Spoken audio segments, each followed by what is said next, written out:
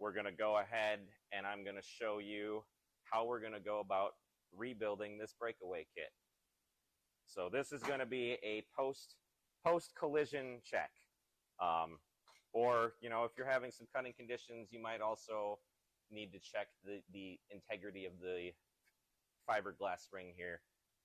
So both of those will apply to what I'm going to show you here. First thing we're going to need is a 1.5 millimeter Allen wrench to remove the small set screw that is on the back side of this copper nozzle.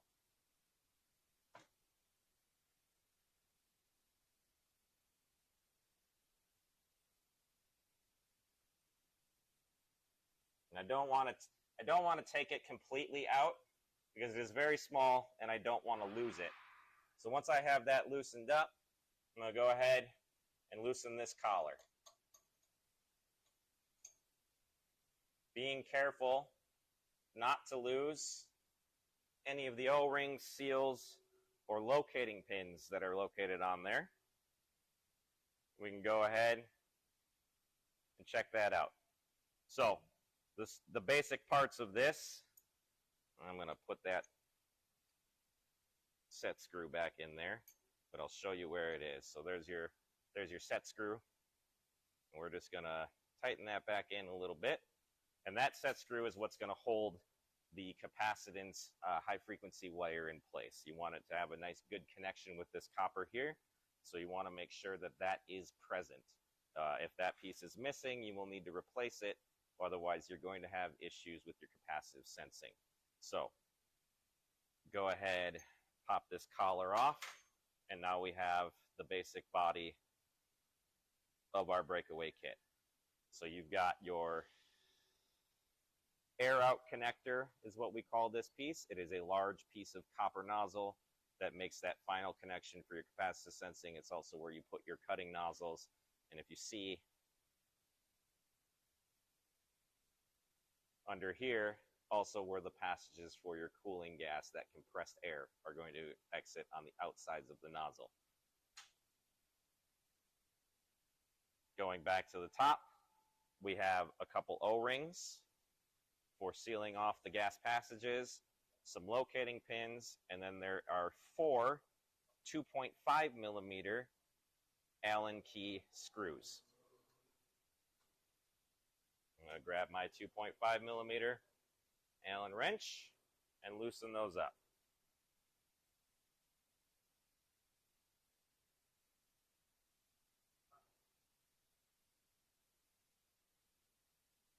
And I would not, if you don't think that this ceramic fiberglass ring has been damaged, I would not go about removing this and taking these apart on a regular basis. Just this is for educational purposes here. I'm going to show you the full process.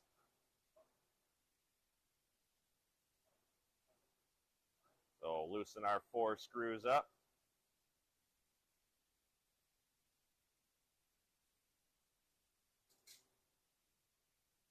And separate the fiberglass ring from the copper nozzle. You'll see there is also an O-ring underneath here. We want to check and make sure that that O-ring is intact. It's not melted or damaged. These do have a tendency to melt over time. There's a lot of heat going through the bottom of this laser, so that might be something that you need to replace more often than you replace the actual fiberglass ring. As long as they stay sealed together, it's usually not an issue, but something to keep in mind. And all of the gaskets, screws, locating pins, everything that is part of this, we sell as a kit. This little kit right here has all those gaskets, screws, locating pins in there for you. They're very cheap. So, you take a look at the bottom of the ring here. You can see there is a little metal insert in the center of that ring. We want to make sure that that is intact, and there is an O-ring that goes around the outside of that to make that seal. So we want to check that when we're putting this back together, make sure it's present. You will notice these 2 O-rings right here are very, very small O-rings. They're very, very easy to lose. So again, you'll want to make sure you have some of those on hand, or that you're careful to not drop them anywhere. If you do lose one of these O-rings, do not just find one and replace it unless you are certain that it is the correct size. If you put the wrong size, thickness O-ring into this kit, it's going to affect your cutting quality by losing the seal on your cutting gas, leaking gas out in places it's not supposed to be, and also introducing contamination from crossflow. These small O-rings here are blocking off the passages where that compressed air cooling gas goes. And if that is not sealed properly, that compressed air can actually intrude into the center ring here, contaminating your cutting gas, causing the loss of cut quality and poor cuts to happen. So, every DNE laser is going to come with a few extra of these fiberglass rings. You will have to purchase the copper nozzles from our supplies if you need one. Also part of this breakaway process replacement, particularly if you've had a crash where it has actually made the breakaway kit fall off, you're likely going to need to change this wire. This is your high frequency wire that is located on the back side of the cutting head here. And these are a standard length. You just need to feed it through and trim it down to size for your particular model of laser. We also have our high voltage wire you see here on the side of the head. That is the connection from the capacitive sensing control module here on the side of the head down to that high frequency wire that goes into your breakaway kit. All right, let's go ahead and put this back together.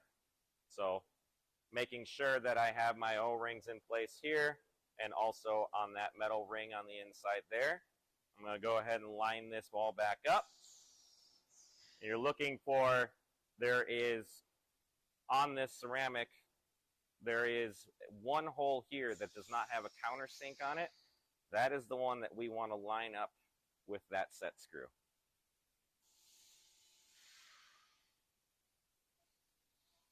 We're going to go ahead and tighten these back down. Initially, I just want to snug them up, and then we will go back and tighten them in a cross pattern. Those of you who have ever changed a tire on a 4-lug wheel will understand what I'm talking about here. Same pattern.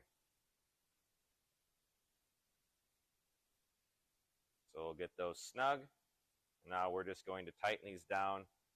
You don't want to tighten them too much. You can actually crack this fiberglass piece if you put too much pressure on it. So we just want to get them tight. They do not have a torque spec. They do not need to be torqued down.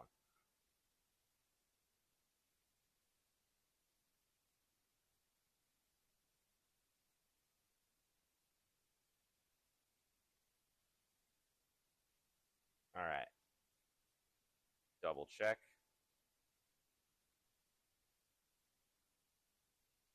Now we got those all tightened back down. Our O-rings are in place except for that large center one. We'll pop that back in there.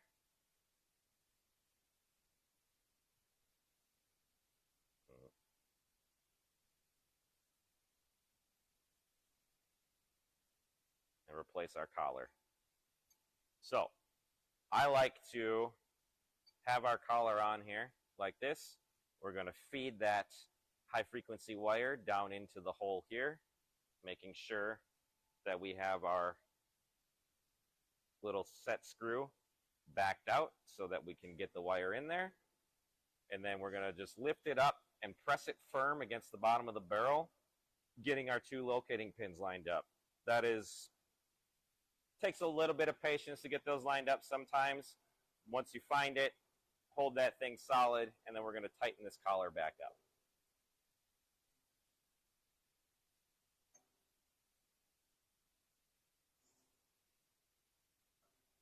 All right, got them seated in there, so I'll go ahead and tighten my collar. Now, same for this. This does not need to be tighten to any sort of torque spec. You just want to snug it up and give it a good firm tighten there so that this is not going to fall off. Then we'll go ahead and tighten that Allen screw back up.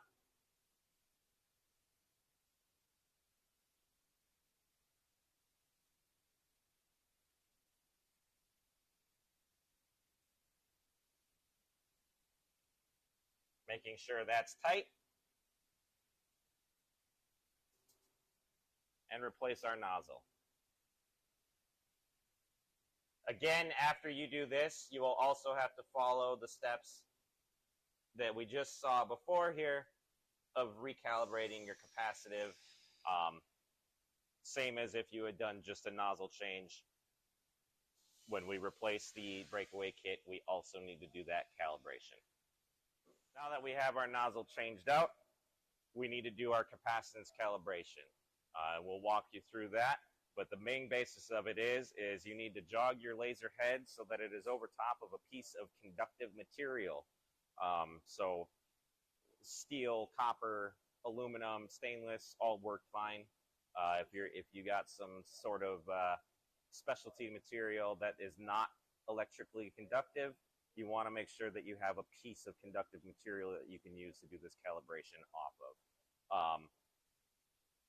Jog it over that piece of material, and then we're going to manually jog the head down. We want it in the range of about 1 to 2 inches above that material before we start that process, and then we will go ahead and show you how that's done.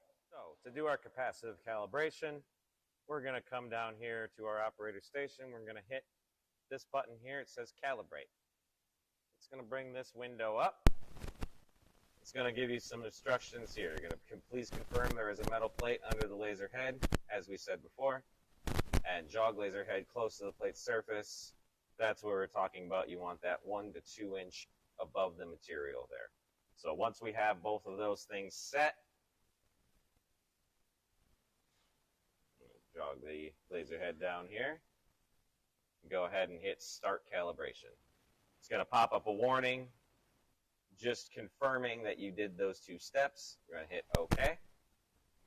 Let it run through its thing. Takes a few seconds.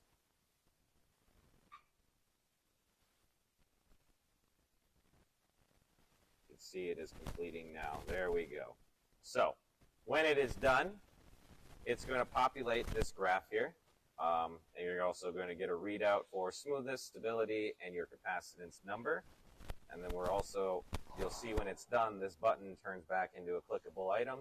Up here at the top of the screen, you're also getting calibration completed, local capacitance right there. That is how you do your capacitance calibration.